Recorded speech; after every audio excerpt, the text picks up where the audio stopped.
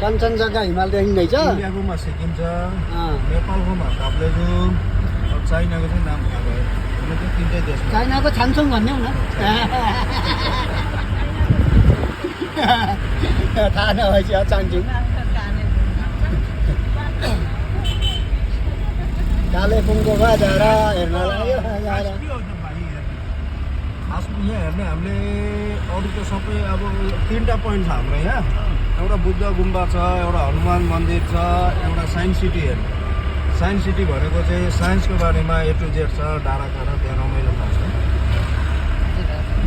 बुझ्नु जाने आयो आयो पहिरो गाडी बनाएर खिच्यो आइसक्यो।